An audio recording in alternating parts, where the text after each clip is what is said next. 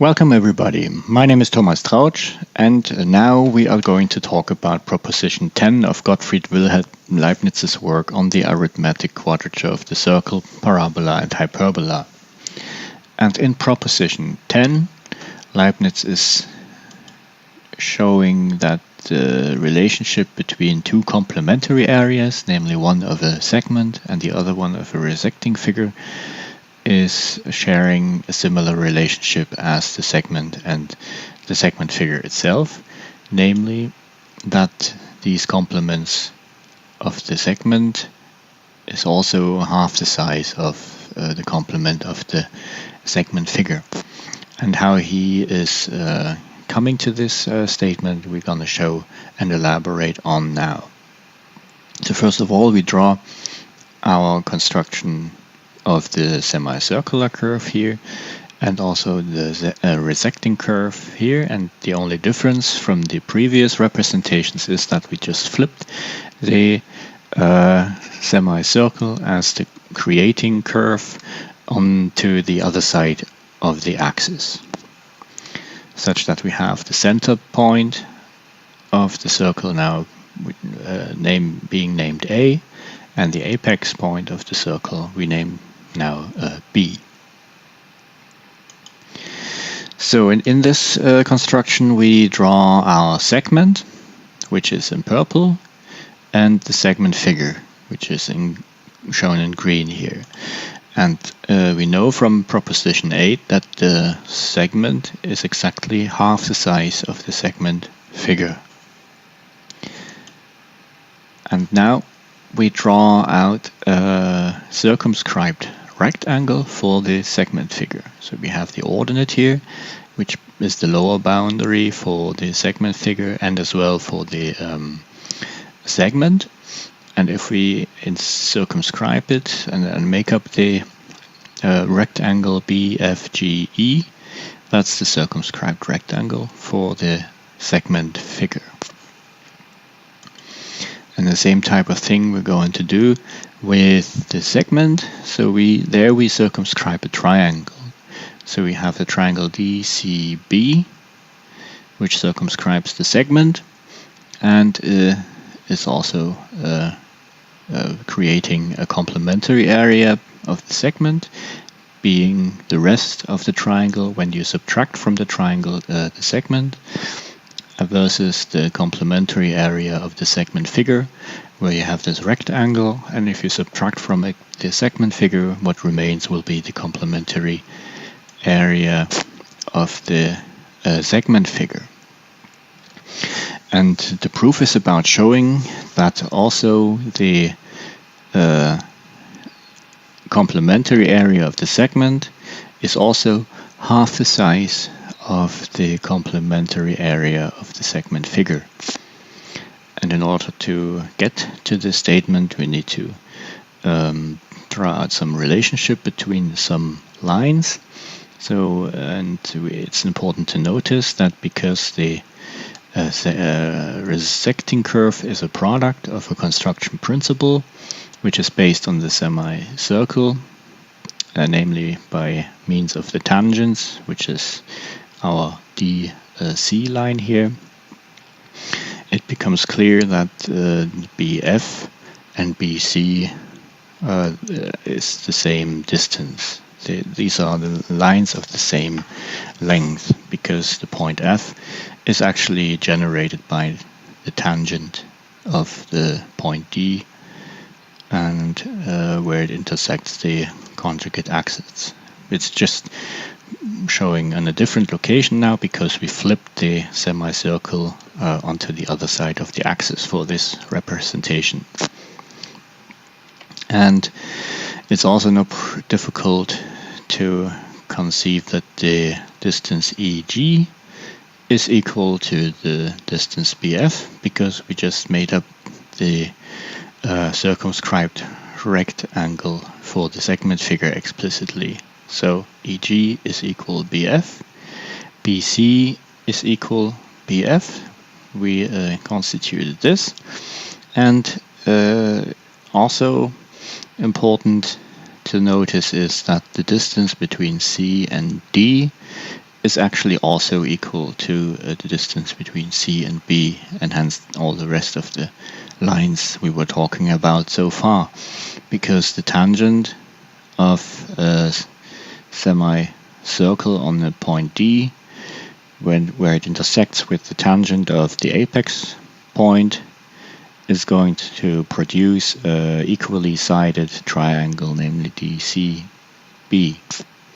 So this triangle is equally sided, such that this, the length of DC and CB is equal. So this allows for a statement that all these lines BF, BC, EG and DC are all of the same length. And this is going to help us in proving what we just stated before. So it's also important to notice that since we are sharing the same ordinate, of course, between both figures, that the distances from the conjugate axis to the ordinate is the same for BE, for the blue line here, and also the distance between the C point and the ordinate, the red line here. So these heights of the ordinate are equal for both figures.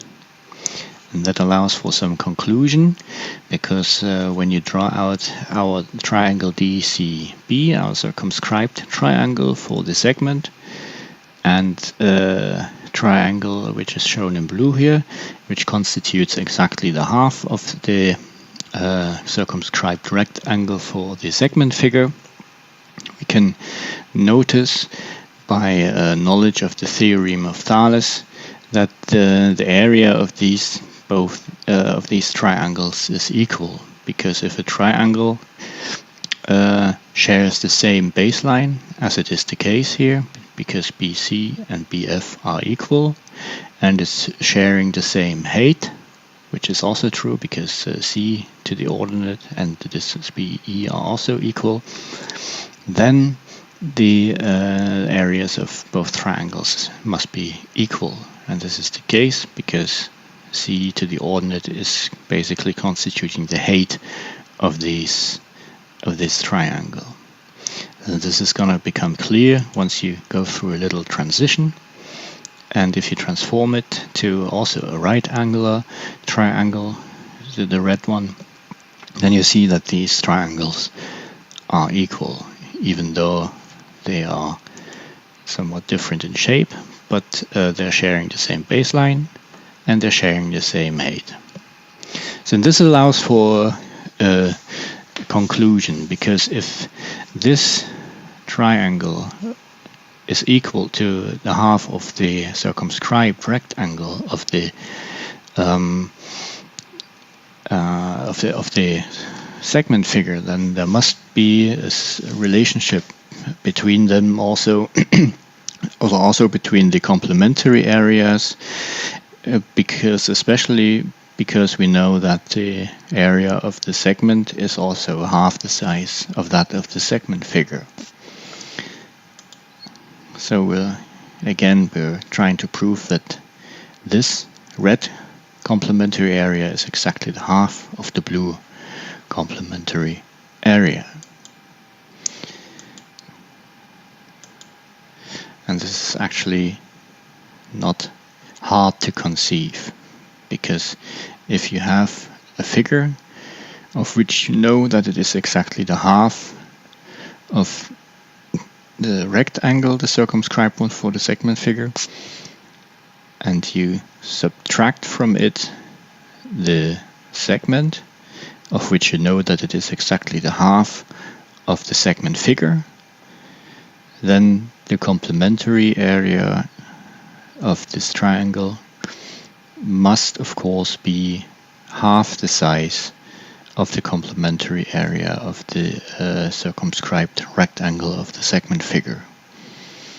And this is what Leibniz wanted to show in this short little proposition, that the double of the complementary area of the segment in terms of this triangle is equal to the complementary area of the segment figure in terms of the circumscribed rectangle.